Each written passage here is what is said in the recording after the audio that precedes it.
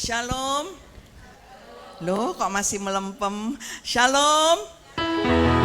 Puji Tuhan, semuanya baik-baik. Baik, puji Tuhan. Bapak Ibu yang terkasih, memang Surabaya akhir-akhir ini cuacanya agak sejuk karena hujan. Dan kemarin kita pergi ke Malang melayat ke Mami dari Monsignor Pidiarto yang dipanggil Tuhan. Sepanjang jalan kemarin berkabut karena hujan deras, tapi akhirnya kita sampai dengan selamat.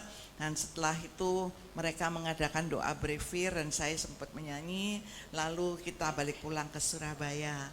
Bapak Ibu yang terkasih, kita sudah menjelang-jelang akhir dari tahun 2025 dan juga tahun jubileum juga akan berakhir. Tetapi saya percaya bahwa cinta kasih Tuhan, pengampunannya akan tetap untuk kita semuanya. Yang penting kita mau datang kepada Tuhan dengan hati penuh pertobatan, dengan hati bersyukur, dengan hati yang mengampuni, dengan hati yang penuh cinta kasih. Untuk itulah kita dibentuk supaya kita yang sudah rajin di tempat ini akan menjadi anak-anak Tuhan yang berbuah untuk menjadi berkat bagi keluarga, bagi sesama, bahkan pada teman-teman semuanya. Pada pagi hari ini kita sungguh diberkati Tuhan bersama dengan Paulus dan tim pujian Bunda Kudus, yaitu Shirley, Yeli, kemudian Haryati, Erni dan Veve yang akan membawakan puji-pujian. Saya hanya di belakang layar.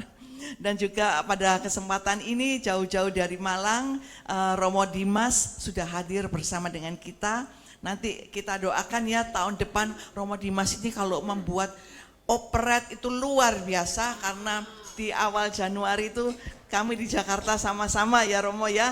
Kita harapkan nanti mungkin ya pertengahan 2026 gitu Romo Dimas akan membuat operet. Semuanya setuju enggak? Dukung loh ya nanti kalau ada Romo Dimas dengan operetnya bersama dengan para frater dari Okarem, nanti kita akan adakan. Dan pada pagi hari ini temanya adalah seberapa agresif setan menyerang. Jadi kalau kita semakin berada di dalam Tuhan, setan tuh akan nyerang. Nah, bagaimana nanti caranya kita membentengi diri kita, nanti kita akan dengarkan firman Tuhan ini. Baiklah Bapak Ibu yang terkasih semuanya, kita siapkan hati, kita memuji Tuhan, Roh Allah hadir di dalam puji-pujian. Tuhan memberkati. Shalom. Puji Tuhan, kita boleh bertemu lagi pada hari ini, hari Selasa 25 November. Bapak Ibu yang dikasihi Tuhan, hari ini adalah Selasa terakhir ya di bulan November, benar ya? Nanti kita ketemu lagi sudah bulan Desember. 11 bulan sudah kita lalui di tahun 2025, benar ya? Ada yang mengalami seneng terus gitu nggak sih sepanjang tahun? Atau ada suka, ada duka? Suka, duka. Ada yang jengkel, tapi ada yang happy peristiwa-peristiwa dalam hidup kita, benar ya? Tapi kita percaya kalau kita boleh ada sampai hari ini, siapa yang menjadi kekuatan kita? Hanya Allah dan Tuhan Yesus yang menjadi kekuatan kita. Saya undang bangkit berdiri, kita mau katakan bahwa Allah sumber kekuatan dalam hidupku.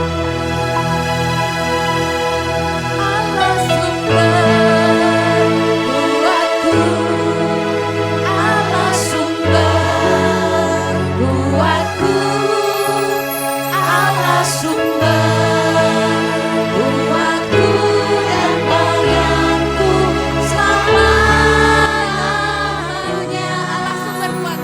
Allah sumber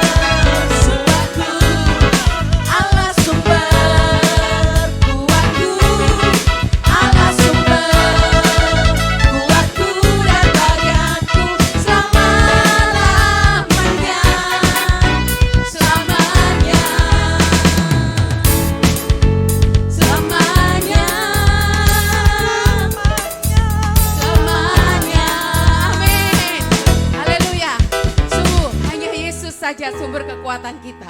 Rasul Paulus berkata, segala perkara dapat kutanggung di dalam Dia yang memberi kekuatan. Setiap kita sudah diberi kekuatan dari Tuhan. Amin. Yang merasa mendapatkan kekuatan dari Tuhan, boleh lambaikan tangan. Katakan bersama-sama bahwa setiap kita boleh diberi kuasa oleh Tuhan. Diberi kuasa dari Raja Mulia, menaklukkan musuh di bawah kakiku. Pakai kuasa dari Raja Mulia. Bila Allah ada bersamaku, siapa jadi lawanku? Sungguh besar Kau Tuhanku, Engkau perisai hidupku. Ku berdiri dengan iman, iman dalam Yesus Tuhan. Kau yang memberi kemenangan, ku bersorak merayakan. Terpujilah Engkau Raja, Sang Raja. Sekali lagi katakan, diberi kuasa dari Raja Mulia, menaklukkan musuh. Di mana? Di bawah kakiku. Pakai kuasa dari Raja Mulia. Bila Allah ada bersamaku, siapa jadi lawanku? Sungguh besar Kau Tuhanku, Engkau perisai hidupku. Ku berdiri dengan iman, iman dalam Yesus Tuhan. Kau yang memberi kemenangan, ku bersorak merayakan. Terpujilah Engkau Raja, Sang Raja. Sungguh besar Kau Tuhanku, Engkau perisai hidupku. Ku berdiri dengan iman, iman dalam Yesus Tuhan. Kau yang memberi kemenangan, ku bersorak merayakan. Terpujilah Engkau Raja, Sang Raja. Terpujilah Engkau Raja, Sang Raja. Sekali lagi. Terpujilah Engkau Raja, Sang Raja. Amin. Katakan satu sama lain kanan kiri, Engkau diberi kuasa. Engkau diberi kuasa. Silakan duduk Bapak Ibu.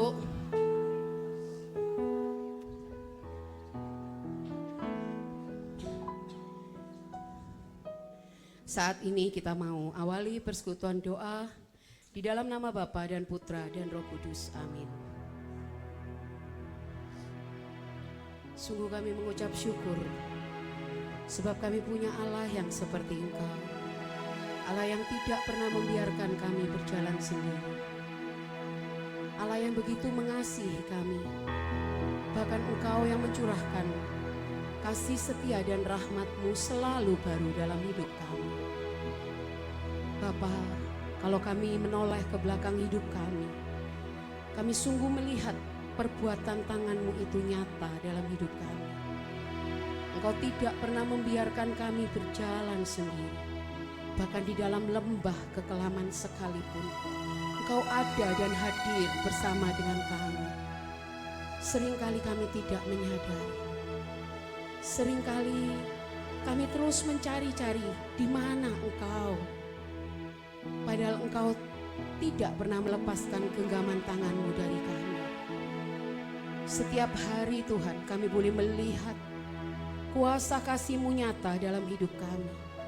Setiap hari kami boleh melihat mujizat-Mu dinyatakan dalam hidup kami. Tapi seringkali kami berputar-putar dalam pikiran kami sendiri untuk mencari-cari Engkau. Biarlah saat ini Tuhan, di saat yang penuh rahmat ini, bawa setiap kami untuk menyadari bahwa setiap kami Tuhan untuk mengalami kasih-Mu. Ingatkan setiap kami akan peristiwa-peristiwa di mana Engkau senantiasa hadir bersama dengan kami. Dan biarlah melalui setiap peristiwa itu, kami mampu Tuhan untuk bersyukur senantiasa. Ini kerinduan kami Tuhan. Ini kerinduan kami untuk kami boleh menyatakan syukur kami di hadapan-Mu. Dengan menaikkan pujian ini di hadapan Engkau, segenap hati kami.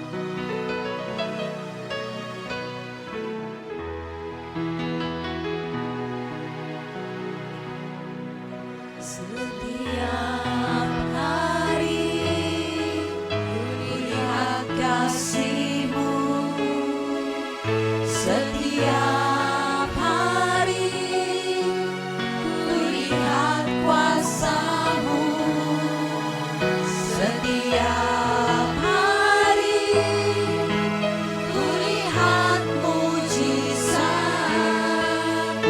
terjadi dalam hidupku.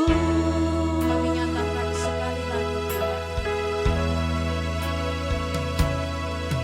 Setiap hari kulihat kasih-Mu, setiap hari kulihat kuasa-Mu, setiap hari kulihat mujizat terjadi dalam hidupku.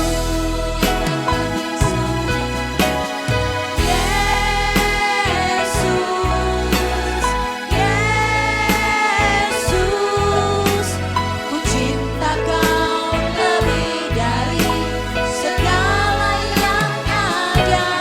Hanya Yesus,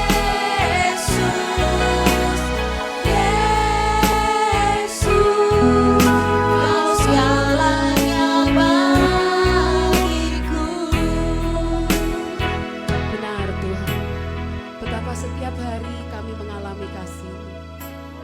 Ketika di pagi hari kami boleh bangun, ketika di pagi hari kami masih boleh bernafas, itu adalah kasih dan mujizat terbesar yang Engkau berikan bagi kami. Namun seringkali kami tidak menyadarinya Tuhan. Betapa setiap hari kami melihat kuasa-Mu dinyatakan dalam hidup kami. Ketika kami mampu melewati peristiwa-peristiwa dalam hidup kami, dan kami tidak mengandalkan kekuatan kami sendiri. Engkau ada Tuhan di situ bersama dengan kami.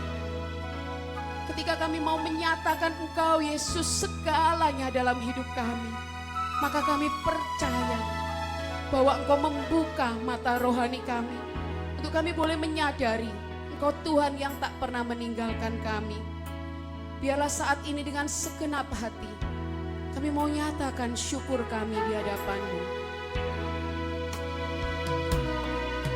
Setiap hari kulihat kasih-Mu, setiap hari kulihat kuasa-Mu, setiap hari kulihat mujizat terjadi dalam hidupku.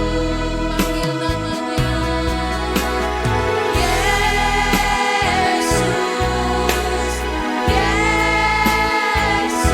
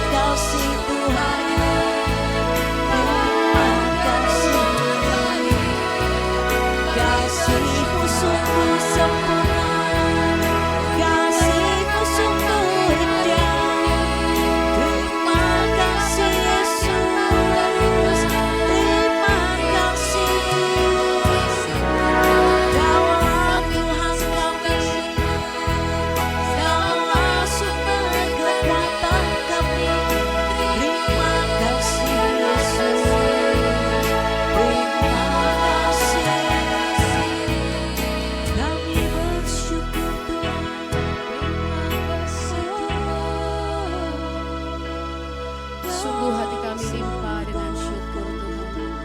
Sebab banyak yang dipanggil, tapi sedikit yang Engkau pilih Tuhan. Dan Engkau sudah memilih kami Tuhan, untuk menerima kasih, kemurahan dan rahmat yang daripada-Mu. Saat ini lebih dan lebih lagi, Engkau mampukan setiap kami untuk boleh memuji dan menyembah Engkau. Sebab hanya Engkau yang layak kami puji dan kami sembah.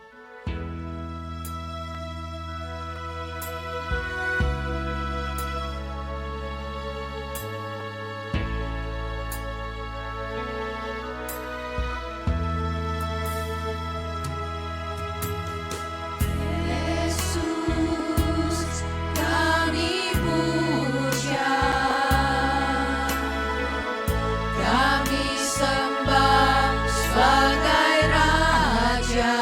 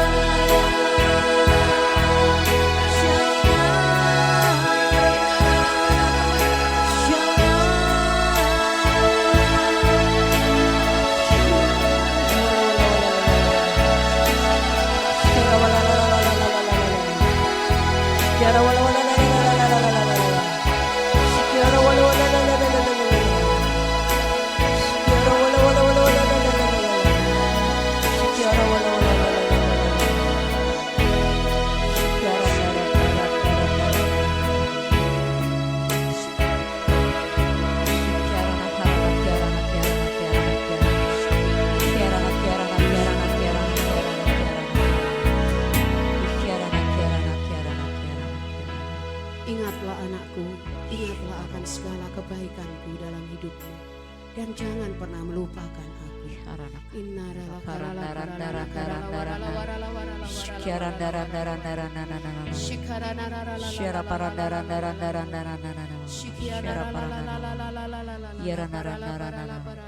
Tuhan ingin setiap daripada kita sungguh-sungguh boleh mengandalkan kekuatan yang hanya berasal daripada Tuhan saja. Terima kasih Tuhan. Shikarana harana kiarana kiarana. Ihyarana karana kiarana kiarana. Ihyarana kiarana kiarana. Dalam perkara besar maupun perkara kecil, aku hadir menyertai engkau. Karana harana kiarana harana kiarana kiarana kiarana.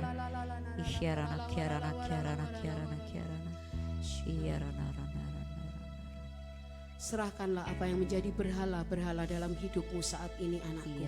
Serahkanlah dan bertobatlah. Sepenuhnya ikutlah aku. Harana kiarana kiarana kiarana. Ihyarana kiarana kiarana kiarana rana randa randa randa. Kiarana randa randa randa randa randa randa.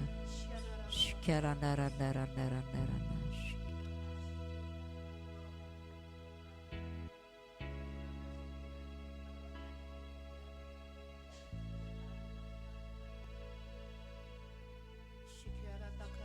Shira parandarana harana kiarana kiarana kiarana kiarana.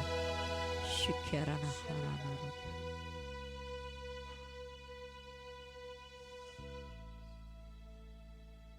Sebab engkaulah yang terutama dalam hidup kami. Kami sungguh bersyukur Tuhan kalau kami boleh ada di hadirat-Mu saat ini. Dan kami mempersembahkan hati kami sepenuhnya untuk Engkau taburi dengan benih firman-Mu yang akan Engkau sampaikan melalui hamba-Mu yang terpilih, Romo Dimas, pada pagi hari ini. Tuhan, berikan kepada kami ketaatan sehingga kami boleh duduk diam dan mendengarkan dengan baik setiap firman yang hendak Engkau sampaikan. Dan biarlah kami juga boleh menjadi pelaku-pelaku dari firman ini. Bersabdalah ya Tuhan, kami siap mendengarkan Engkau. Demi Kristus, Tuhan dan pengantara kami yang hidup dan berkuasa, kini dan sepanjang segala masa. Amin. Silakan duduk Bapak Ibu.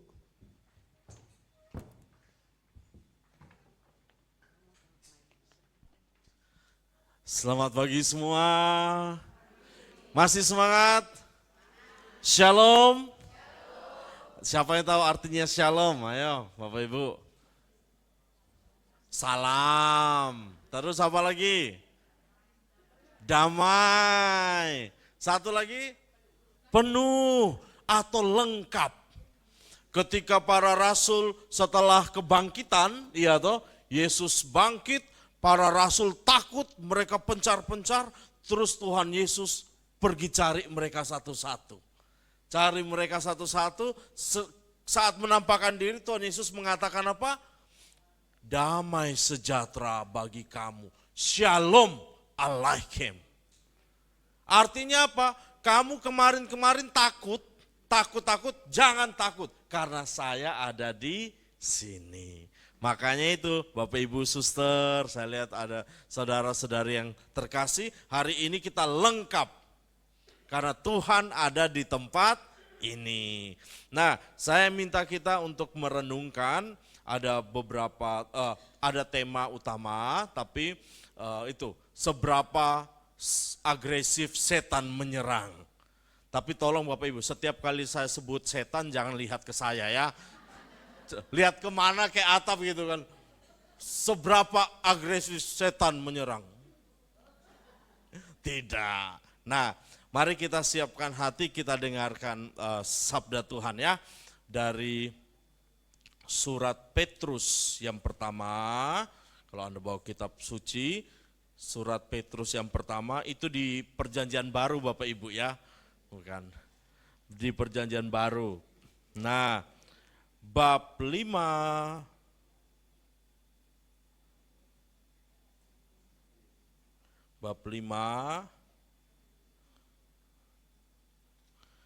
ayat 5b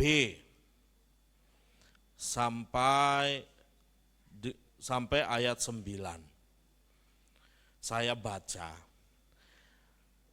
Dan kamu semua rendahkanlah dirimu seorang terhadap yang lain.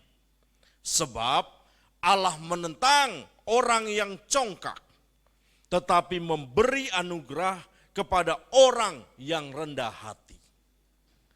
Karena itu, rendahkanlah dirimu di bawah tangan Tuhan yang kuat, supaya kamu ditinggikan pada waktunya. Serahkanlah segala kekhawatiranmu kepadanya, sebab Ia memelihara kamu. Waspadalah dan berjaga-jagalah, lawanmu si iblis berjalan keliling sama seperti singa yang mengaum-ngaum dan mencari orang yang dapat ditelannya. Lawanlah dia dengan iman yang teguh, sebab kamu tahu bahwa saudara-saudaramu di seluruh dunia menanggung penderitaan yang sama. Demikianlah sabda Tuhan, syukur kepada Allah. Nah, sebelum kita masuk pada pengajaran, mari saya mau ajak kita bernyanyi bersama. Tidak ada di sini tapi lagu lama, tahu judulnya Manis Kau Dengar. Nah, kalau bilang manis kau dengar gak apa-apa, lihat saya. Ya. Tapi kalau misalnya setan, jangan lihat samping kiri kanan juga ya. Bahaya nanti. Kita nyanyi sama-sama ya. Saya tidak siapkan teks, maaf. Kita sama-sama nyanyi.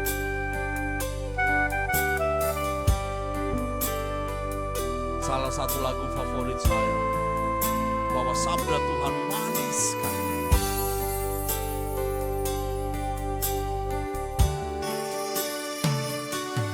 Ya Tuhanku, aku hendak bernyanyi bagimu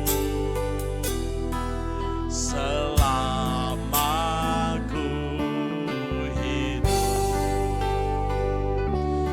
Ya Allahku, aku hendak bermazmur bagimu. Selagi apa? Selagi ku ada. Inilah yang ku renungkan setiap waktu. Nyanyian pujian dan pengagumkan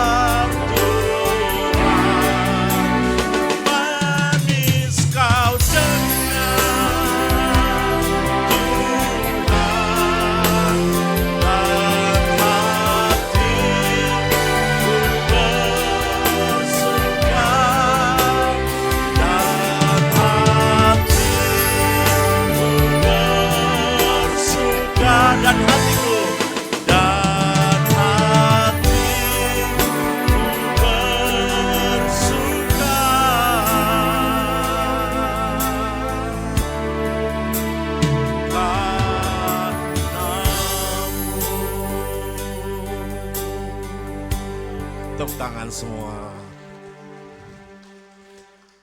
Ketika saya merenungkan ya, kalau misalnya ketika Tuhan Yesus masuk ke Yerusalem, semua orang bilang, Hosana putra Daud. Tapi setelah itu, dia dihancurkan. Hancur sehancur-hancurnya Bapak Ibu. Saya setiap kali merenungkan bagaimana Tuhan itu hancur benar Bapak Ibu. Kita di sini terlalu ganteng, terlalu cantik. Benar.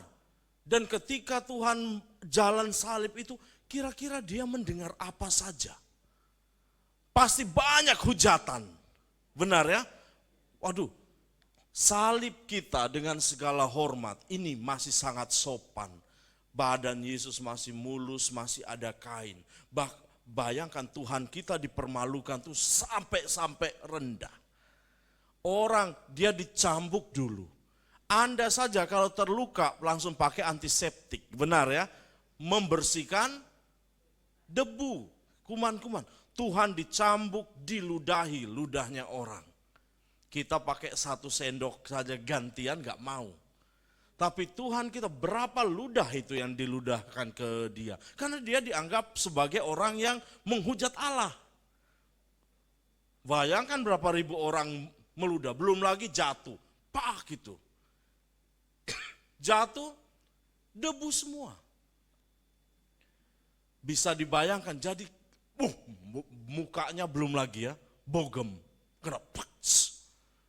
Jadi ketika disalib, tidak ada kain Bapak Ibu.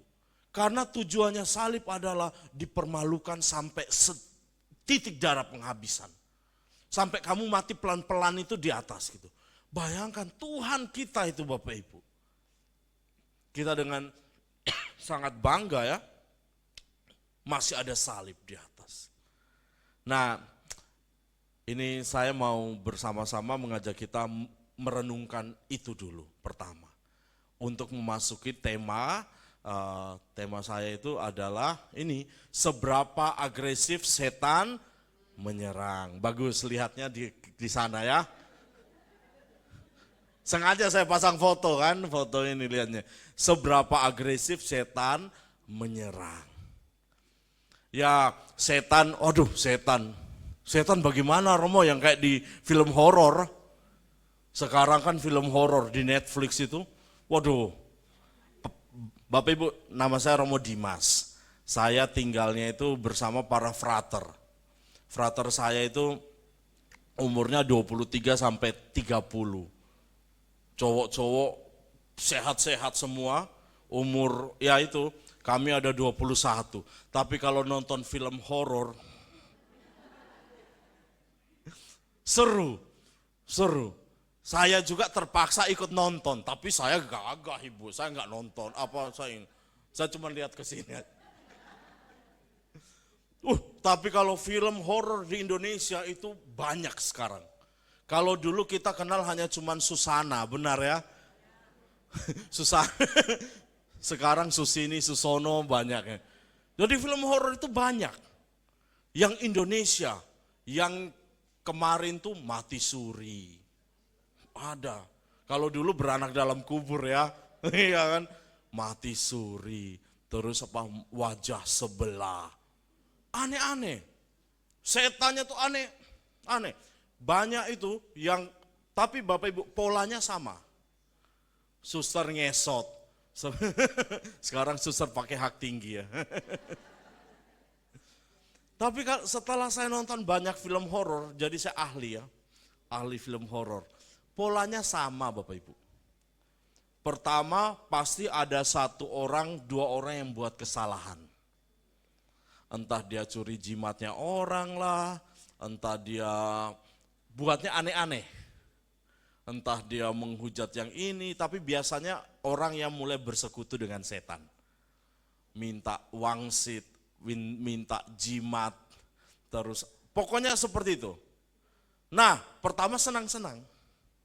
Terus yang kedua ketika masuk, setannya masuk, pasti ada kerasukan, matanya jadi putih.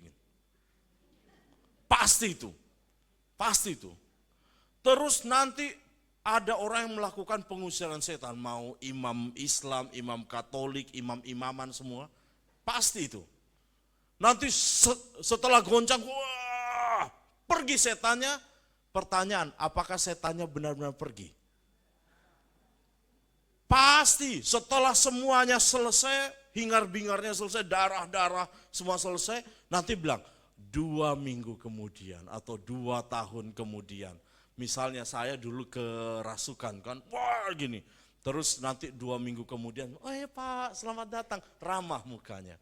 Pas, oh iya sampai jumpa lagi ya. Ketika sudah pergi terus muka saya langsung gini. Pasti itu Bapak Ibu, coba nonton. Mirip ketika ibu-ibu lihat orang yang dia nggak suka. Benar ya? Waduh, pas lagi cerita-cerita ada orang yang nggak suka datang gitu, mak lampir datang. Wajahnya masih senyum ya. Lihat, mak lampirnya datang. Ternyata setan yang mukanya darah-darah, terus hingar-bingar, wah, ternyata tidak mempan. Makanya setannya mainnya cantik. Dia mainnya main halus dengan senyuman.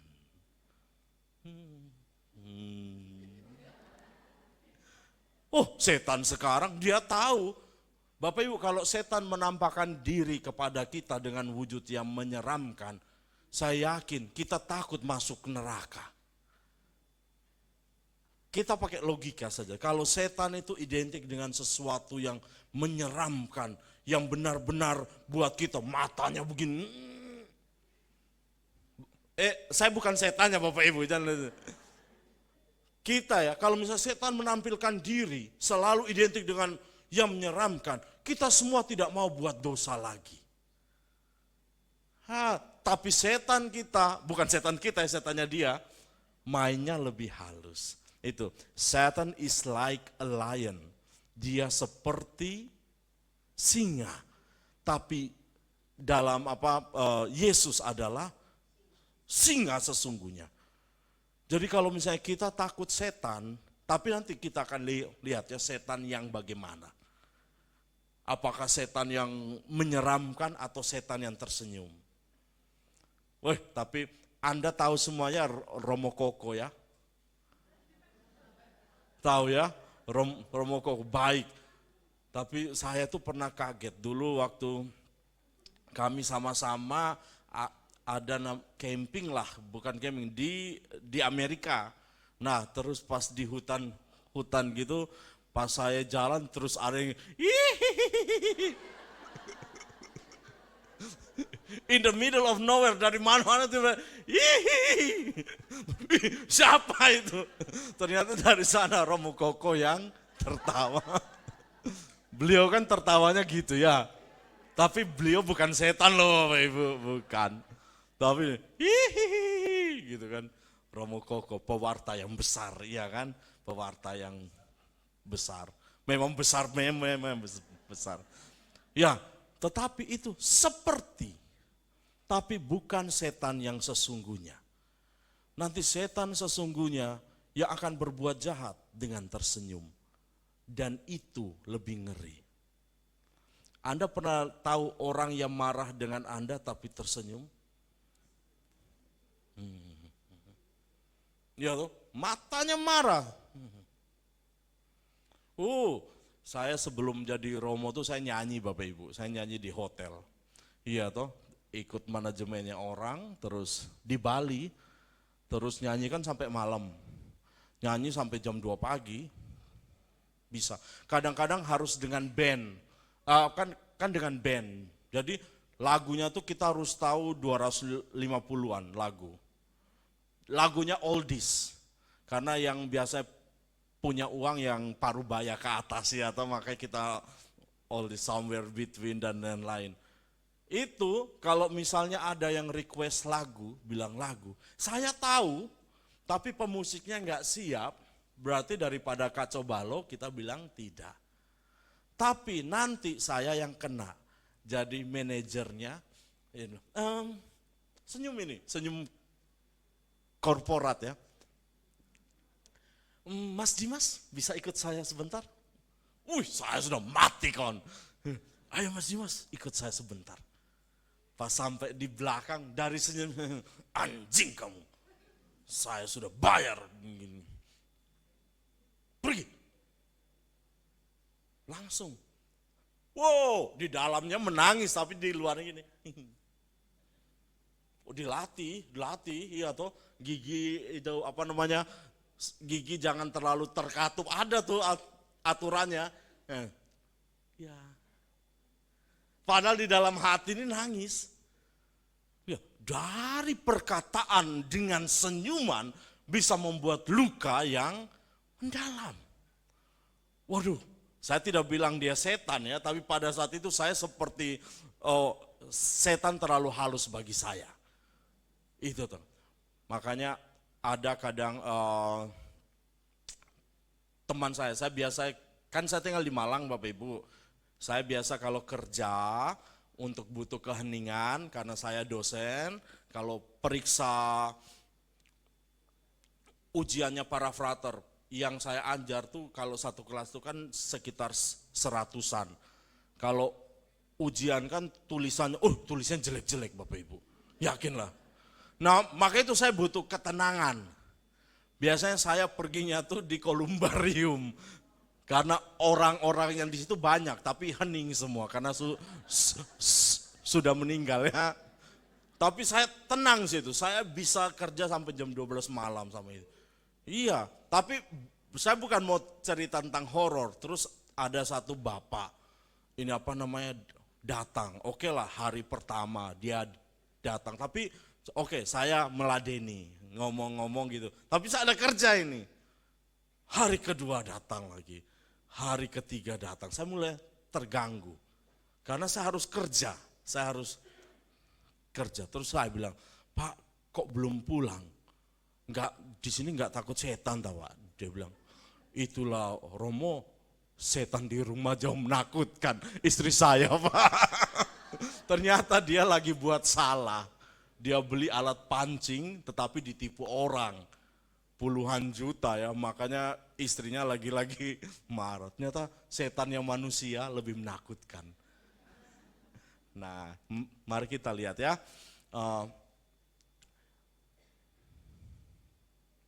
Ini, maaf ya. Lihat, setiap umat beriman menyadari bahwa perjalanan iman tidak pernah steril dari godaan. Pertama, perjalanan iman. Ada yang mau doa, rencananya mau doa, terus langsung tertidur. Iya toh? Godaan, itu yang paling simpel. Paling simpel. Ada kan ibu-ibu, bapak-bapak datang, Romo saya rencananya mau doa rosario sebelum tidur. Berapa peristiwa Bu? 5 peristiwa. Iya, tapi baru aku percaya, pertengahan sudah langsung beda alam, pindah alam, iya toh, sudah langsung tertidur. Terus bilang, waduh, pagi-pagi saya langsung terbangun tuh rasanya nggak enak. Benar ya, waduh, seharusnya saya doa tadi malam tuh doa rosario. Saya bilang, Pak, Bu, Bapak Ibu tuh harus bersyukur karena bisa tidur karena berdoa. Banyak orang gak bisa tidur, dia harus minum antimo atau CTM dulu. Baru bisa tidur, atau melatonin. Tapi Bapak Ibu hanya doa, tapi bisa tertidur. Kalau Bapak Ibu mengalami hal yang sama? Enggak ya. Kalau mau tidurnya lebih cepat, tambah 1 resep. Baca kitab suci, pegang ini kitab suci. 1-2 ayat langsung pindah alam. Tapi mau saya katakan, ada orang yang pengen hidup doa, tapi banyak godaan. Saya mau koronka, pokoknya setiap jam 3. Loh, tukang itu ya, tahu campur biasanya lewat kok jam 3. Godaan yang kecil-kecil, sampai godaan yang besar-besar. Misalnya apa? Ada orang ingin bertobat. Saya nggak mau minum lagi, kecanduan miras misalnya, ya toh. Saya nggak mau minum lagi, tapi kok jalan-jalan lihat vodka diskon 50%. Atau yang paling sulit, diet misalnya ya. Diet bukan karena apa? Karena kesehatan, sudah disuruh dokter. Iya toh, sudah disuruh dokter. Bukan untuk kecantikan, bukan, tapi sudah disuruh dokter. Diet. Waduh, gulamu tinggi nih. Wes, gak boleh makan gula. Tapi dapat kiriman mangga. Waduh, sering sekali kebanyakan romo. Kebanyakan romo itu, apa namanya, romo masuk rumah sakit karena tidak bisa mengontrol diri. Dalam artian sudah tahu diabetesnya itu tinggi sekali. Makan mangga langsung 4. Iya toh, jengkelnya kalau kita bilang jangan apa, ya jangan makan toh, bilang biarlah penyakit ini menjadi salib bagi saya. Bukan begitu salib, iya toh, bukan begitu. Waktu itu ada yang korupsi uang ya, seorang bapak korupsi uang institusi besar sekali, terus masuk penjara. Terus dari pihak ini, karena pihak Katolik ya, mau rekonsiliasi. Sudahlah kita mengampuni, tapi kan dia di penjara ya. Tapi diutuslah romo dengan stafnya. Baru 2 menit ketemu mereka keluar. Karena maunya tuh menyapa, bilang, Pak gimana kabarnya. Belum bilang gimana kabarnya, tapi bapak itu sudah langsung bilang, Romo, saya menderita di penjara, biarlah ini menjadi salib bagi saya. Lihat, ternyata konsep salib juga bisa berbeda. Nah, yang mau saya katakan itu ya, kita menyadari bahwa perjalanan iman kita tidak pernah steril dari godaan. Benar ya, bisa persepsi yang salah, bisa godaannya macam-macam. Banyak sekali. Namun sering kita bertanya, apakah setan benar-benar agresif menyerang? Sampai sejauh mana? Loh Romo, saya nggak pernah lihat yang aneh-aneh kok Romo. Ada yang punya indera keenam ya? Iya, mungkin ada yang punya indera keenam bisa lihat-lihat yang tidak kelihatan. Tapi ada yang biasa-biasa saja. Maka bilang, udah setan menyerang saya biasa kok Romo. Keluarga biasa-biasa, anak biasa-biasa, semuanya ya biasa-biasa. Terus katanya setan agresif. Nah, rekoleksi gini atau ini mengantar kita untuk memahami realitas godaan, mengenali strategi roh jahat, dan menemukan kembali kekuatan Kristus yang tinggal di dalam diri kita. Kita ingin ini, melihat realitas godaan. Kita lihat dulu. Nah ini. Nah pertama itu dinamika hidup rohani. Tadi saya katakan rohani itu tidak selalu berhubungan dengan doa. Maksudnya saya berusaha doa ada penghalang. Tidak, rohani itu lebih pada keadaan batin kita. Misalnya saja tiba-tiba Anda senang, terus tiba-tiba langsung sedih tanpa sebab. Itu realitas rohani. Atau enggak ketika ini masa lalu tiba-tiba menghantam kita. Contoh, saya tuh ada seorang paman yang saya tidak suka tapi saya sudah mengampuni dan mengampuni berat sekali. Waktu saya kecil dia buat yang hal aneh-aneh, tidak baik. Pukul dan lain-lain gitu kan. Paman, terus sudah, saya lagi senang-senang setelah jadi romo ya, sudah senang-senang. Setiap kali lihat Surya Paloh, saya langsung jengkel. Saya lagi pengen makan bakso sudah di depan, lihat berita Surya Paloh, saya langsung, nggak jadi wis. Kenapa? Karena muka paman saya mirip Surya Paloh. Jadi Pak Surya Paloh nggak ada salahnya apa-apa sama saya. Benar ya? Nggak ada. Tapi karena jiwa saya belum mengampuni, masih ada dendam dan lain-lain, kadang-kadang saya buat sesuatu, Surya Paloh ngapain? Dia nggak salah sama saya, tapi saya jengkelnya minta ampun. Pencalonan presiden semoga nggak jadi. Kenapa? Ya nggak suka aja. Nggak suka apa? Mukanya. Misalnya gitu. Nah itu semua adalah realitas yang rohani. Anda dengan anak-anak, dengan cucu, lagi senang-senang, terus dengar satu nama. Satu nama yang Anda tidak suka, misalnya orang yang pernah menusuk dari belakang dulu. Itu langsung muka jadi ketus. Benar ya? Itu. Teman saya, dia gentle parenting. Waduh, bagus sekali. Tapi dia ada luka batin sama papanya. Dia lagi gendong anaknya, lagi senang-senang, terus papanya datang. Anaknya langsung dibuang. Tanpa sadar. Lihat ya, ketika di dalam ini tuh bergejolak sekali. Mungkin kita tidak se-ekstrim itu. Tetapi namanya hidup rohani itu yang di dalam. Bahkan ada seorang ibu dia nangis-nangis datang ke saya, Romo saya nggak kenal anak saya. Kenapa ibu? Ya Romo tahu anak saya yang ini, iya remaja cewek sopan sekali. Sopan, kalau ketemu dengan orang tua selalu gimana kabarnya, baik, tunduk-tunduk, sopan sekali. Terus satu kali ibu ini menemukan second account-nya di Instagram.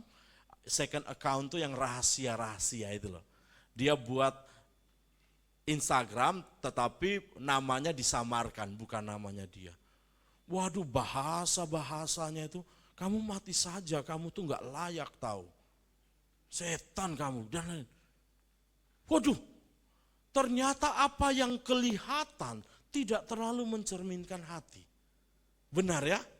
Nah lihat, ada dinamika hidup rohani. Itu hidup rohani. Anda pun mungkin sedang bergejolak dengan itu. Saya ingin mengajak kita untuk melihat pola serangan setan. Setan-setan itu yang lebih menakutkan. Anda mungkin tidak takut setan-setan yang di luar, tapi kalau punya anak seperti itu lebih menakutkan. Benar ya? Hal itu lebih menakutkan. Tidak terlihat sama sekali. Tidak terlihat, anaknya sopan. Tapi ketika baca di Instagram, aduh ini anak ini kenapa? Dia jadi pembuli nomor 1. Terus nanti akan saya jelaskan juga tentang rahmat Kristus, sakramen, dan hidup doa. Apa itu nanti. Karena saya diinfokan panitia katanya saya omong sampai jam 3 sore ya katanya. Oh lama ya. Dan juga tentang berjaga-jaga secara sehat. Penting berjaga-jaga secara sehat. Bukan berjaga-jaga secara tidak sehat. Karena ada orang yang kecemasannya tuh berlebihan. Kecemasan ketika dia cemas karena sesuatu, itu buat lingkungan di sekitarnya uncomfortable. Tidak nyaman. Karena nanti pusatnya pasti di dia. Dia berjaga-jaga khawatir tentang ini. Tapi nanti akan membuat orang tidak nyaman. Itu. Mari kita lihat Bapak Ibu. Kalau ada pertanyaan nanti langsung saja ya. Yang pertanyaan yang bagus saya beri tiket ke Hong Kong nanti ya. Nah, itu realitas serangan setan menurut kitab suci. Terus seberapa agresif setan menyerang. Bagaimana setan menyerang umat di masa kini. Zaman sekarang anak-anak tidak terlalu percaya jimat-jimat Bapak Ibu. Tapi jimat-jimatnya lain. Perbedaan, dulu sama sekarang itu beda sekali. Kalau Anda dulu dan terbawa sampai sekarang, senang sekali kalau ketemu teman bareng, iya toh? Kalau dulu misalnya gitu masih kumpul-kumpul buat rujak sama-sama, makan sama-sama, itu surganya kita yang laki-laki kumpul main gitar sama-sama, ngobrol atau apa. Tapi anak sekarang surganya itu adalah tidak ketemu orang, terus berada di dalam kamar, lampunya agak redup, terus GoFood, AC, iya toh? Sendiri-sendiri. Makanya angka bunuh diri menjadi tinggi. Angka bunuh diri sekarang tinggi. Saya tidak bocorkan rahasia, tetapi di kolumbarium, di mana, saya tanya-tanya di Grand Heaven atau apa gitu, yang korban bunuh diri itu banyak sekali ya. Dan mereka biasanya, yang tahun-tahun ini tuh anak-anak muda. Bahkan anak 13 tahun bisa stres. Bisa stres. Terus gini, hati-hati, dari survei mengatakan yang paling kepengen bunuh diri kebanyakan tuh cewek. Tapi biasanya tidak dieksekusi. Dia hanya pernah berpikiran untuk bunuh diri, tapi cewek ini lebih reflektif. Akhirnya tidak jadi. Tapi yang cowok tidak kepikiran bunuh diri, dapat satu hantaman langsung eksekusi. Karena cewek bercerita dan cowok tidak. Makanya saya bilang ke para frater, kita berbeda ya, dalam artian berbeda. Karena saya pendidik Bapak Ibu ya, kalian masih muda tapi jangan kekanak-kanakan. Kenapa? Biar orang percaya untuk bercerita. Terlebih bapak-bapak. Kalau bapak-bapak pengen bercerita, tapi lihat kamu cengengesan, terus gayamu kayak K-pop gitu kan. Misalnya, oh saya nggak akan percaya kamu. Oh jangan permisi, bukan seksis, tapi jangan terlalu bangga bilang kamu didekati ibu ini, mbak ini untuk bercerita macam-macam. Baik, itu kamu membantu jiwa. Tapi kalau sampai seorang bapak bercerita dengan air mata, itu tolong. Karena jangan-jangan dia bisa ambil keputusan yang jelek. Karena dari survei, yang perempuan, perkataan, itu pengen dengan tekanan hidup. Tapi yang lebih kuat itu perempuan biasanya. Makanya Bunda Maria sampai berdiri di kaki salib ya. Para rasul yang bilang, wah Yesus kamu hebat, mereka pergi semua. Bunda Maria dari awal sampai di kaki salib. Hebat ini. Nah, nanti kita juga lihat, ini kembali. Ini, ketika setan tidak lagi menyerang, nomor 4. Ketika kita merasa setan tidak lagi menyerang, hidup aman-aman saja, itu realitasnya bagaimana? Kita tuh bagaimana? Amankah? Ketika tidak ada masalah yang satu sudah terselesaikan, terus tidak ada masalah yang lain, terus itu gimana? Dan perlindungan dan kemenangan di dalam Kristus. Mari kita lihat.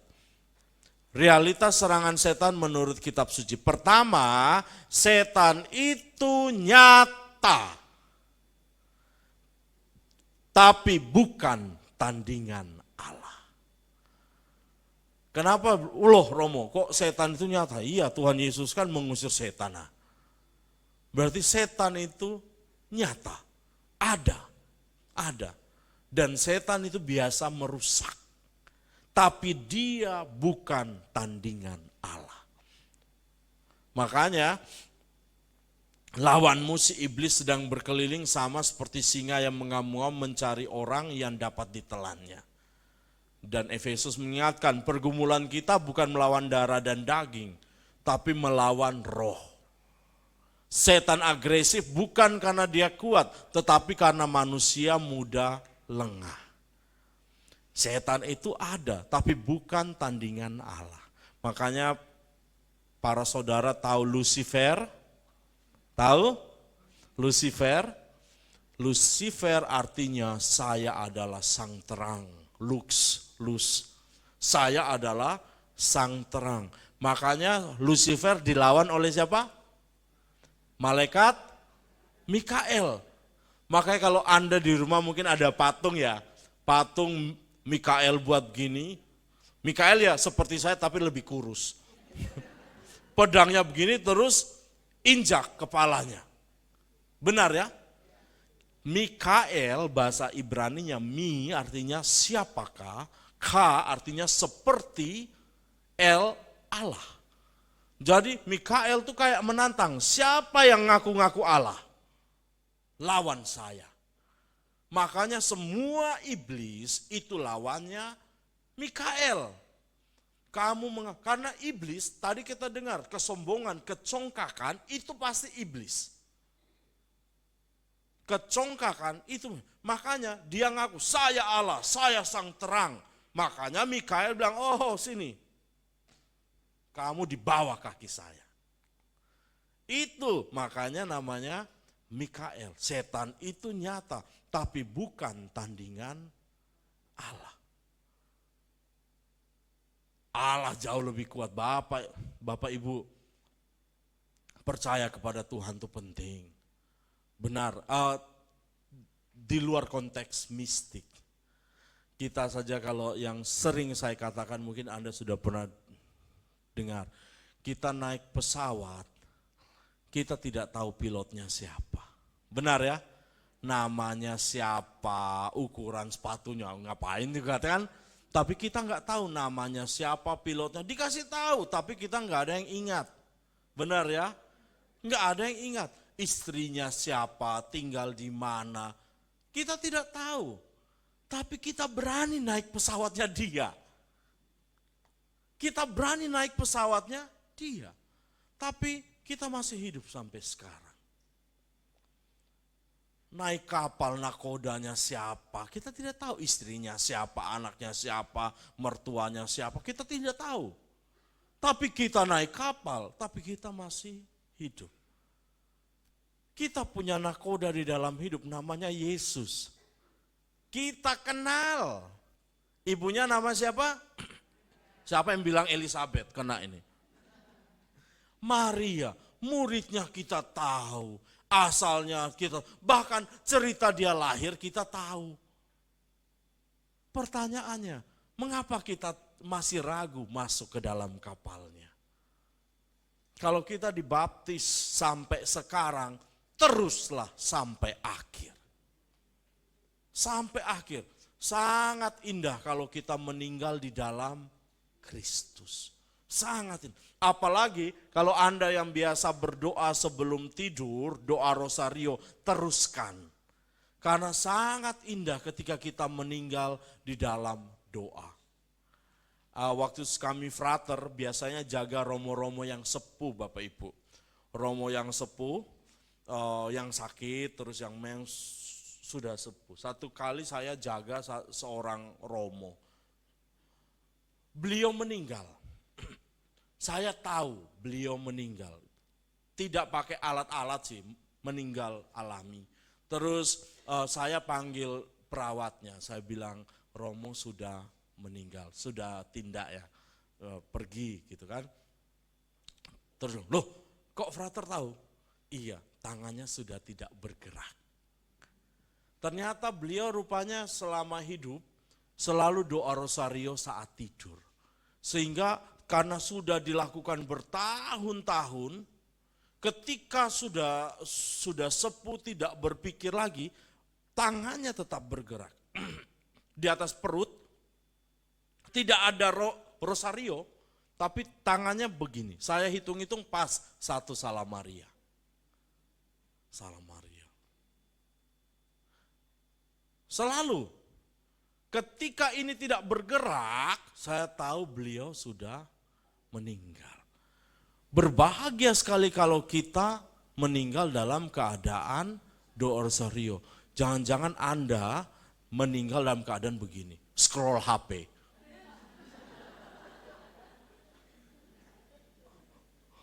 Iya toh, tidur ketika sudah tidak Sadar, tangannya bukan begini tapi. Iya, iya. Tapi ketika kita meninggal dalam keadaan rahmat, berbahagia. Mengapa? Mengapa? Kita tuh doa salam Maria itu, Santa Maria, ya sama-sama Santa Maria, Bunda Allah, berdosa ini kapan? Sekarang dan waktu kami mati. Amin. Artinya kita doa salam Maria agar Bunda Maria menemani kita sampai waktu kita mati. Amin. Karena siapa tahu nanti kalau hari baik kita tiba, semua ya, bisa saja besok saya atau ada di antara Anda. Oh, maut. Tapi kita punya suatu kekuatan karena Bunda Maria mendampingi hingga waktu kami mati. Amin. Lihat ya, makanya Bapak Ibu doa salam Maria paling gampang. Benar ya, Bapa kami penting. Tanya saja yang melakukan eksorsis itu, kamu mau setan hebatnya bagaimana, doa saja Bapa kami. Aduh. Kayak itu ya, kucing kesiram air langsung. Nah realitas ini, yang B, tadi yang A itu kan setan itu ada, ya toh, eksis. Tapi bukan tandingan Allah. Allah jauh lebih kuat. Wah, jangankan Allah, malaikatnya tuh jauh lebih kuat dari setan. Terus yang kedua, godaan pertama selalu berawal dari kebohongan. Pertama, bahkan di dalam kitab suci, pertama itu adalah ketika ular berbohong. Membohongi Hawa. Dan orang kok jatuh ya. Jadi itu terus di Matius 4 itu ketika Tuhan Yesus setelah dibaptis, dibawa sama arwah setannya itu untuk dicobai. Tuhan Yesus sudah lapar 40 hari. 40 hari enggak makan loh, bukan intermittent fasting ya. Ini 40 hari enggak makan. Terus setan membohong-bohongi. Bahkan bilang, waduh kamu sembah saya beri apa-apa.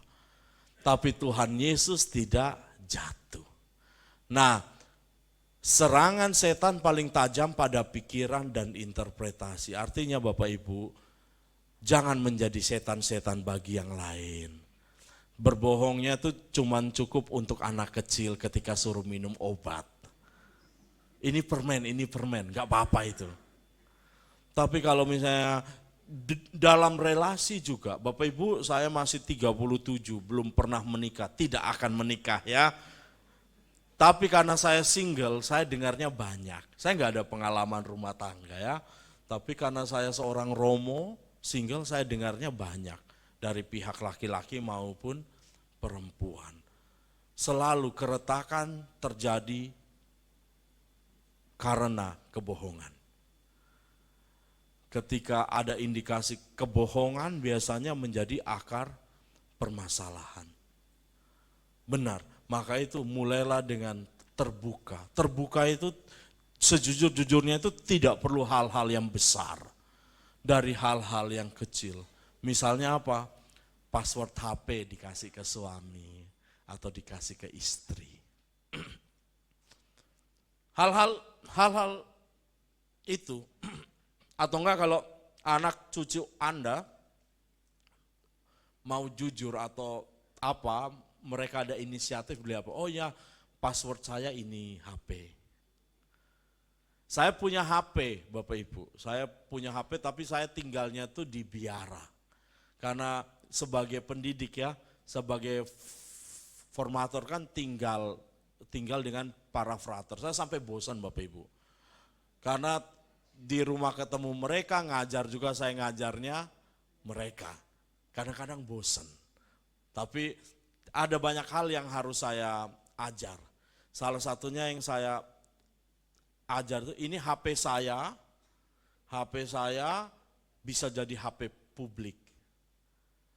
Kamu kalau mau pinjam, silakan. Tapi saya bilang jangan buka WA. Karena WA ada banyak pembicaraan pribadi. Karena saya kan juga di jajaran kepemimpinan ada yang rahasia, enggak saya pasang password. Email saya mereka semua tahu passwordnya apa. Nyaman awal tidak, seolah-olah saya enggak ada privasi. Tapi itulah pengorbanan ya. Kalau kita ingin mengajarkan sesuatu misalnya keterbukaan, itu kita juga harus terbuka. Dengan para frater saya katakan kan gini, everybody of us, semua dari kita tuh deserve private life. Kita butuh privasi, tetapi ya toh, but not secret life. Bukan yang secret. Anda di dalam hubungan orang tua, anak, suami, istri, teman, privasi itu penting. Tapi kalau secret life biasanya negatif. Iya, wah frater saya Bapak Ibu, ini maaf saya bilang frater saya sekaligus saya minta doa. Karena mereka umurnya itu 23 sampai 30 itu. Nah 23-30 cowok sehat, itu godaannya adalah saat ini adalah kebelet kawin. Tapi melebihi sekedar seksual, lebih sensitif. Lihat ada yang gendong anak, pengen, kok pengen ya, pengen gini. Oh oke, saya bilang, semoga, nyala iblis. Tidak, tapi dengan cara-cara yang halus kadang membuat mereka tergoda. Lihat ada yang boncengan keluarga gitu, saya ini mampu loh sebenarnya. Iya kamu mampu, kita mampu, saya juga mampu lah. Tetapi itu yang kita persembahkan. Apalagi biasanya umur-umur segitu, umur-umur responsibility, tanggung jawab kepada keluarga tuh besar. Makanya kalau saya lihat ada yang murung, saya bisa tebak. Salah satunya apa? Kamu barusan omong sama ibumu ya? Telepon. Iya, karena ibu kadang-kadang tidak bijaksana dalam bercerita. Bercerita satu, waduh, tapi merembet-rembet banyak. Nah, kurang pintarnya orang yang berada di dalam biara, kurang mengerti hati wanita. Saya bilang dengan segala hormat kita mencintai ibu kita, benar? Benar. Tapi ketika bercerita, kebenaran yang ingin ditekankan itu 20%. 80% itu ada bumbu-bumbunya. Jadi kamu singkirkan yang bumbu-bumbu, fokus 20%. Kalau ibumu bilang sakit, ya sakit, tapi bukan sakit kayak mau mati gitu. Tapi kadang mereka tidak bisa berproses. Karena sayang keluarga ya.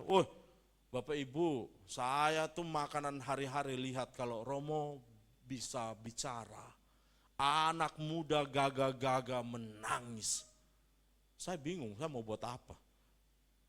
Kadang itu, maka itu butuh doa ya Bapak Ibu ya, doa.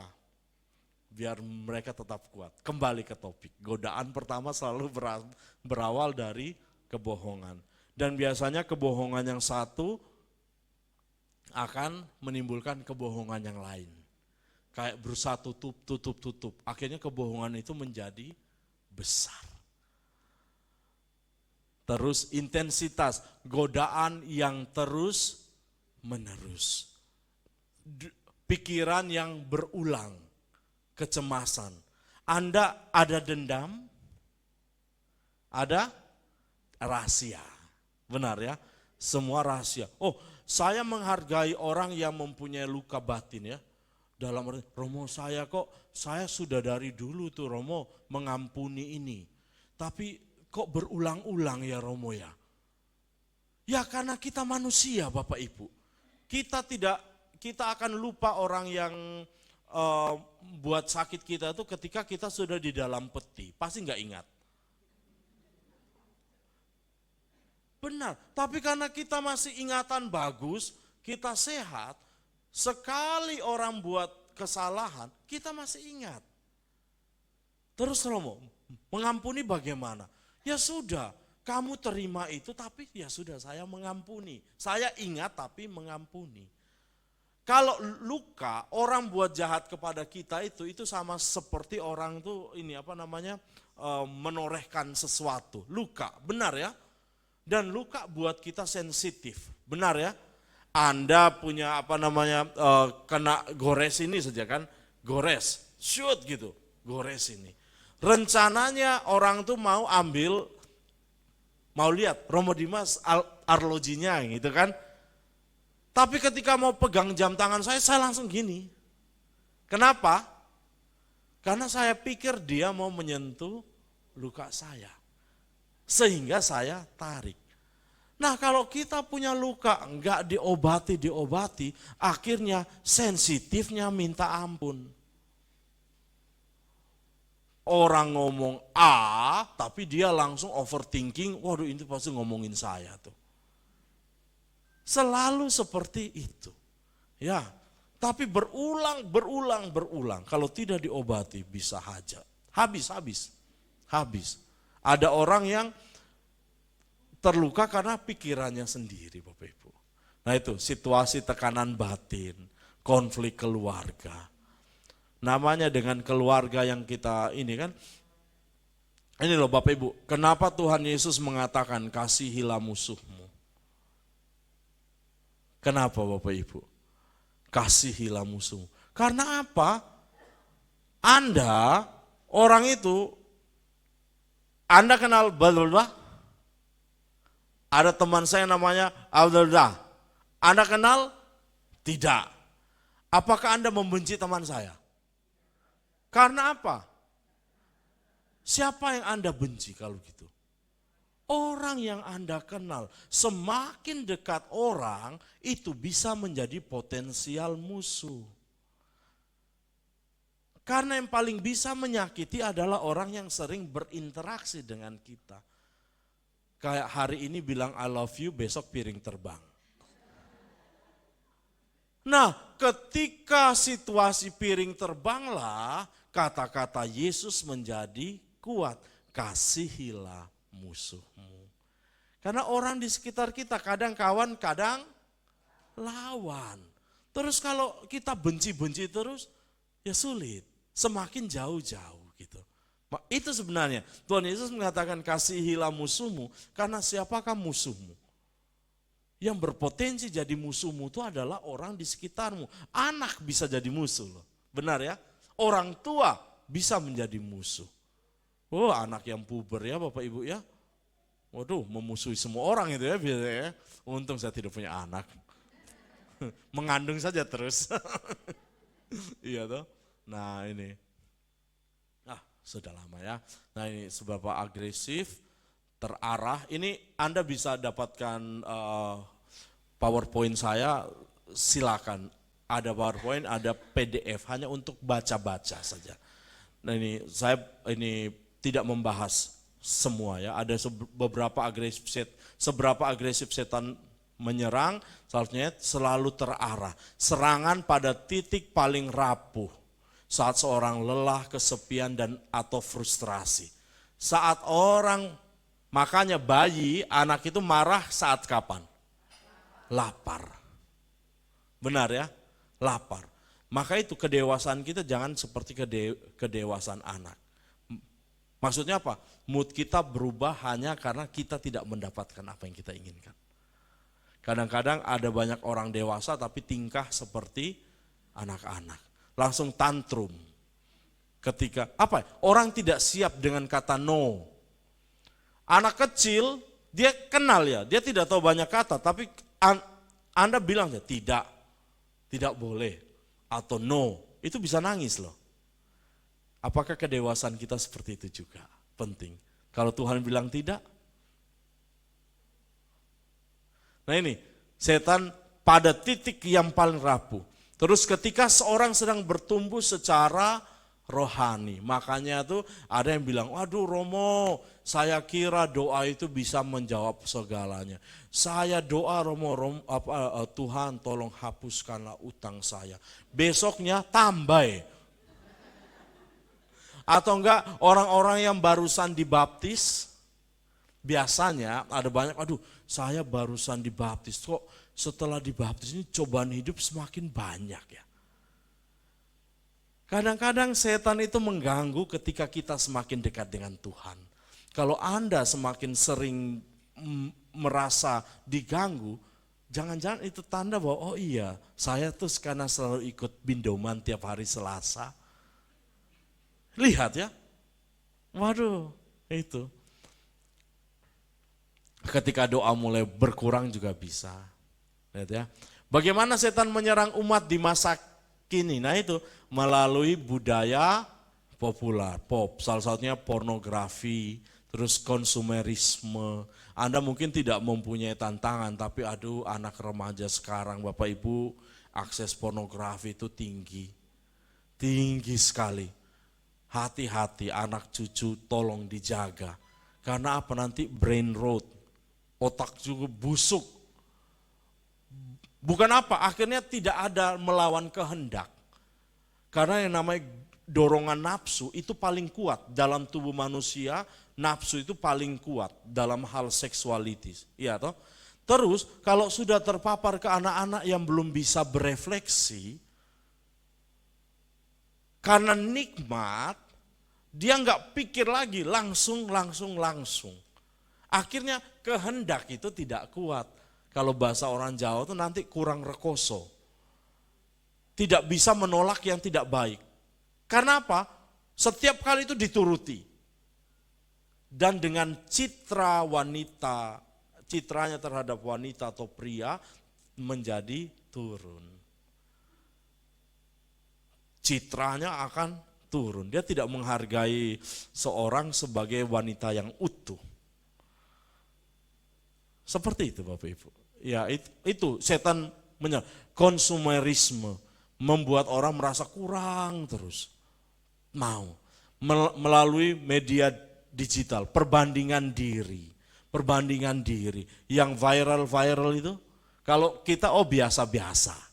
Tapi kalau untuk anak-anak yang remaja itu tuh mereka, makanya ada istilahnya FOMO. Tahu FOMO Bapak Ibu? Fear of missing out. Bagi mereka nggak mau ketinggalan. Dan itu serius banget. Serius banget itu. Itu. Melalui relasi, gosip. Wah ini gosip. Bapak Ibu, bagi saya sehat kalau misalnya ibu-ibu kumpul, suaranya besar masih tahu, itu sehat. Ibu-ibunya sehat. Tapi kalau 6-7 ibu kumpul, hening, kepalanya didekatin, matanya enggak fokus. Wah sampai gosip ini. Tidak, itu contoh saja bahwa itu realitas yang tidak baik. Terus, nah ini, bagaimana ketika setan tidak lagi menyerang ketika hidup rasa biasa-biasa saja, waspadai saja. Saat paling berbahaya ketika kita merasa aman dan tidak bergumul. Setan paling merasa puas ketika dosa dianggap hal biasa. Itu karena berulang-ulang. Koruptor kan gini, koruptor yang triliunan M itu mereka di TV masih bisa tersenyum. Iya toh? Kenapa? Karena mereka tidak anggap itu dosa tapi apes. Benar ya? Iya, karena apa? Itu tuh sudah berulang-ulang. Misalnya begini, yang selalu saya kasih contoh itu, misalnya anak itu loh, anak menyontek. Pertama kali menyontek, pertama kali ngerepek, nyontek. Itu suara hatinya tuh menegur dia nggak enak, bahkan nggak bisa tidur. Loh, kok berhasil, dapat nilai bagus. Kedua dia ulang, masih rasa bersalah, tapi loh kok berhasil. Ketiga, keempat, kelima nyontek 20 kali, dia rasa biasa.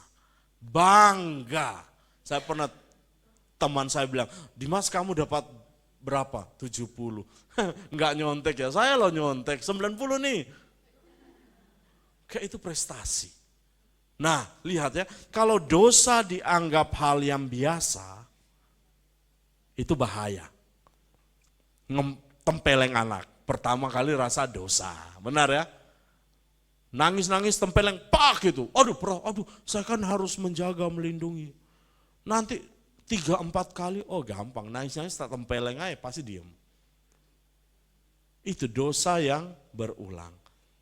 Hati berhenti bertobat, hidup rohani datar. Atau seorang merasa sudah cukup suci. Gak apa-apa wes buat dosa, kan datang ke pengakuan mari ya. Gak apa-apa karena Paulus mengatakan ketika dosa bertambah, rahmat semakin banyak. Bagaimana biar dapat rahmat banyak, dosa banyak? Bukan begitu, itu maksudnya. Maksudnya itu karena dosa kita, kalau kita punya dosa itu kan utang.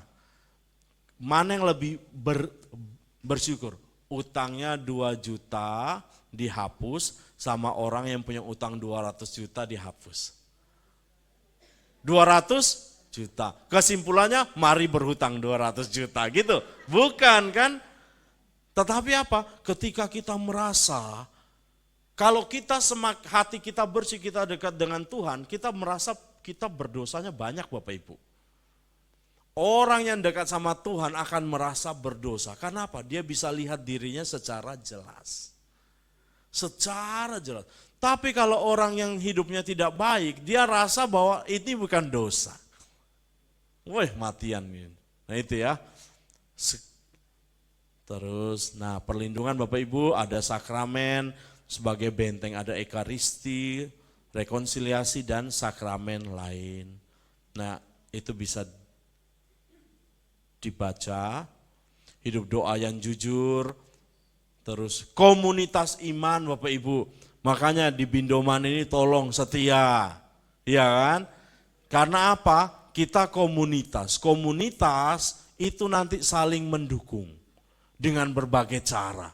Anda pujian terdukung secara rohani. Walaupun saya nggak tahu masalah ini apa, tapi di dalam komunitas yang sehat itu nanti akan ada rasa keterdukungan. Orang bunuh diri selalu karena sendiri. Merasa kesepian yang sangat. Ya, Bapak Ibu, komunitas penting. Itu. Nah, terakhir pertanyaan refleksi untuk kita nanti bisa dibaca sendiri. Dalam hal apa saja saya paling mudah diserang oleh godaan? Kebohongan apa yang paling sering saya percayai tentang diri saya atau orang lain? Misalnya orang menjudge apa gitu kan. Terus dalam seminggu terakhir strategi apa yang sudah saya sadari sedang bekerja. Saya itu sedang bagaimana menolaknya. Dan bagaimana dalam hidup saya yang paling jarang saya serahkan pada Tuhan. Nah itu untuk direfleksikan. Demikian ya. Mari kita berdoa. Dalam nama Bapa dan Putra dan Roh Kudus. Amin. Tuhan terima kasih karena Engkau hadir di tempat ini dalam puji-pujian, dalam hati kami. Terima kasih karena segala rahmat-Mu dalam hati kami, sehingga kami hingga saat ini mampu menangkal banyak godaan setan. Tuhan bantulah kami untuk dapat mendeteksi kehadiran-kehadiran setan dalam diri kami, sehingga kami dapat menangkalnya. Dan juga berkatilah orang-orang yang kami kasihi, sanak keluarga, kenalan, sahabat, yang mungkin saat ini masih berada dalam bayang-bayang iri hati, dendam, kemarahan yang berlebihan. Semoga Engkau senantiasa mendampingi mereka juga, agar pada akhirnya kami dapat memuji Engkau dengan hati yang bersih. Dan kami berdoa bagi beberapa orang yang mungkin masih berada dalam kuasa kegelapan, yang masih percaya atau menyerahkan hidup mereka kepada hal-hal yang bukan Tuhan. Semoga Engkau melepaskan mereka dan semoga dengan kuasa-Mu mereka dapat berbahagia kembali sebagai anak-Mu. Semuanya ini kami mohon dengan perantaran Kristus Tuhan kami. Amin. Oh ya, kita nyanyi satu lagu dulu ya. Saya ajak ada satu lagu judulnya Sujud di Altarnya. Bapak Ibu tahu? Ya, mari kita nyanyi. Sujud di Altarnya.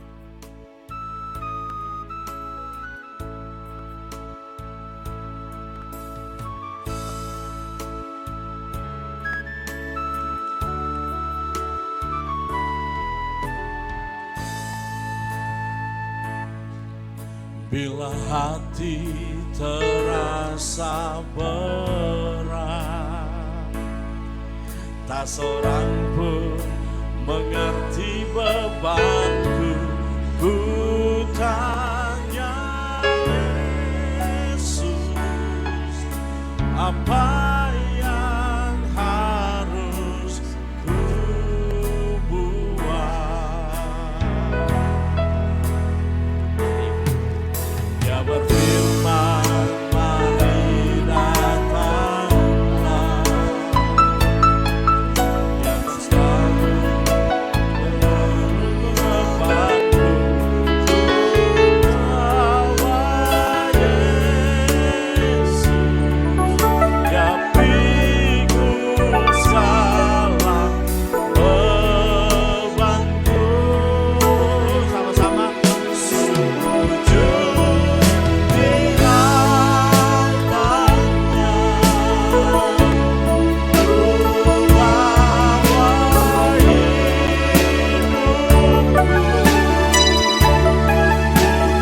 bawa anugerahnya yang ampuniku dan bebaskanku.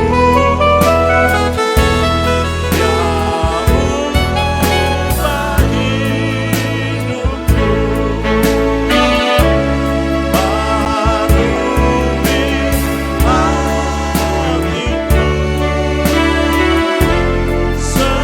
Sesuatu terjadi saat datang di altarnya.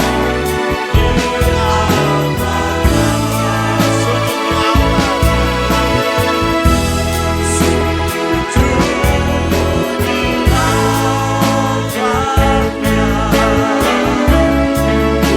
ku bawa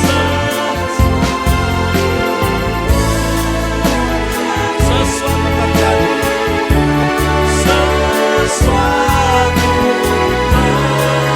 mujizat terjadi, mujizat terjadi saat datang di altarnya.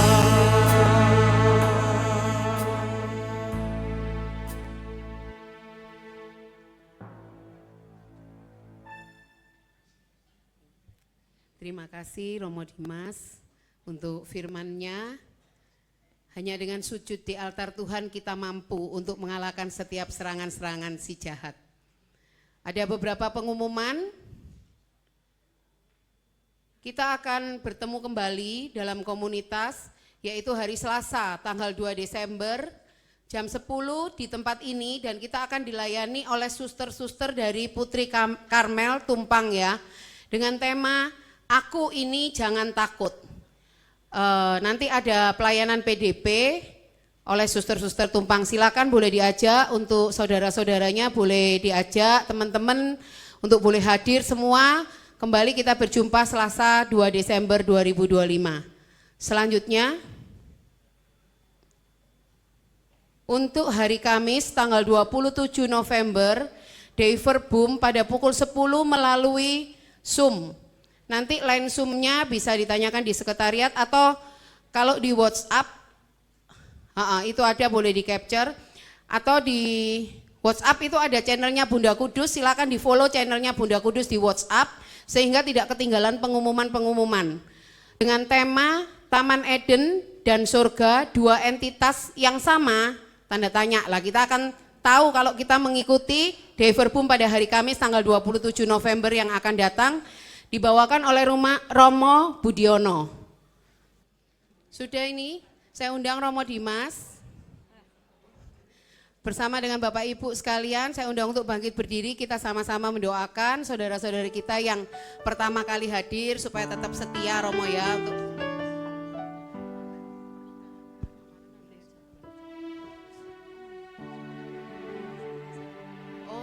Oke.